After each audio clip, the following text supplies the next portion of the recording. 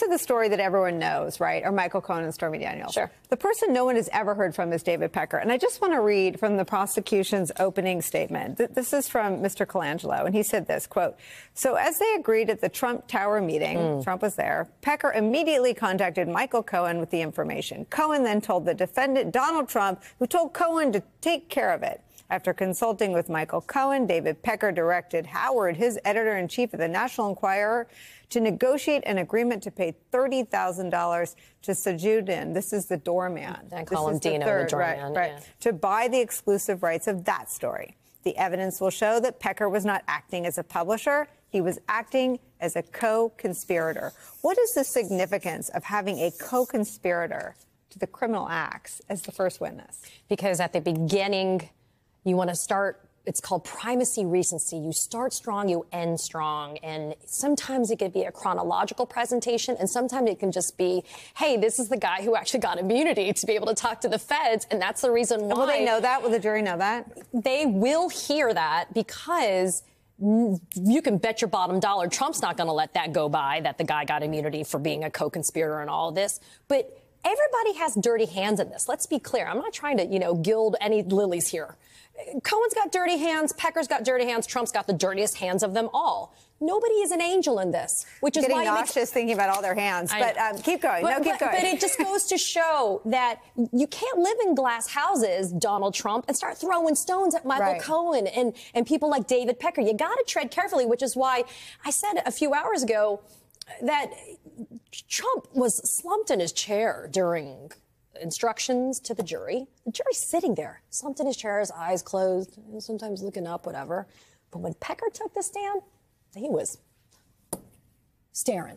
I don't know if he was trying to stare him down. I don't know if he was just raptly attentive, but he actually was paying attention. And it's because Pecker can actually do him in. Pecker can say, I was there. I participated. I am a co-conspirator. I'm going to owe it. Maybe I got immunity, but I'm going to own what my role in this was.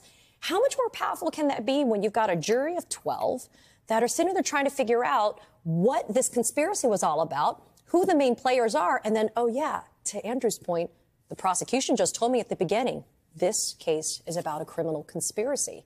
And if you're a juror and you hear throughout the course of the trial evidence that supports what the prosecution got up and told you in the opening, you're buying it. You are buying what's happening. Well, and if you hear it from Trump's friends, and David Pecker isn't just a friend. David Trump, David Pecker is being described as a co-conspirator. But in sort of the words of his own former workforce, they did this extraordinary thing where the first time in the National Enquirer's history, they endorsed a presidential candidate, Donald Trump. One thing I'm a little worried about is that we're so inured to the story that we are being told, because we look at Fox News, we look at the Dominion suit, and the idea that a major network is in cahoots and doing something with a major candidate is something that, when we heard it with respect to the Dominion suit, especially the details, we were all like, this is unbelievable. Yeah.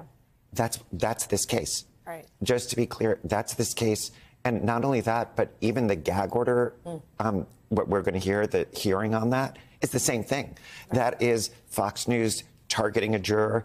Donald Trump repeats that. All of this collusive behavior, to use a loaded term, is really at the heart of this. In terms of the idea that Todd Blanche is going to be like, President Trump earned the moniker president. He's a good guy. He was shocked that Michael Cohen is engaged in turns out was engaged in criminality. The one thing that will be absolutely clear to this jury is that this was an effort with a media outlet to create a false picture of him and a false picture of his adversaries. And David Pecker, unrelated to Michael Cohen, is going to give that testimony. Well, and the attacks, and I know there's a hearing before Pecker goes back on the stand tomorrow, there's a hearing on the gag order. The attacks on Michael Cohen have been ceaseless, but I wonder if those two could backfire. I mean, do we have the tape from the last hour of Michael Cohen and Donald Trump figuring out how to pay David Pecker? I mean, they were friends until they weren't, until Cohen goes to jail. Totally. How do you track with a jury a rupture in a relationship in a way that keeps the facts front and center? I mean, will that be one of the prosecution's missions? Well, as Katie and I know from when you put a cooperator on, one of the key things you say at closing, you're going to hear this, which is, you don't like Michael Cohen? No, you don't have to like him. You know whose person he is? He's not ours. He's that man's. And there's going to be pointing and saying, we did not choose him. He chose him. The reason he is on the stand is because he chose him to do this dirty work. The reason David Pecker is here is because he chose him. So you're going to hear that sort of, that this is an insider.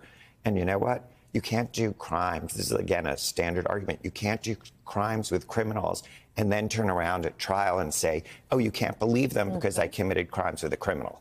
Let me play the sound of Michael Cohen and Donald Trump on the money. I need to open up a company for the transfer of all of that info regarding our friend David, so that I'm going to do that right away. I've actually come up and I've spoken to Alan Weisselberg about how to set the whole thing up with funding. Yes, and it's all the stuff, because you never know where that company, you never know where he's going to be. Correct. So I'm all over that, and I spoke to Alan about it when it comes time for the financing, which will be. Listen, what financing? We'll have to pay you. So don't pay with cash. No.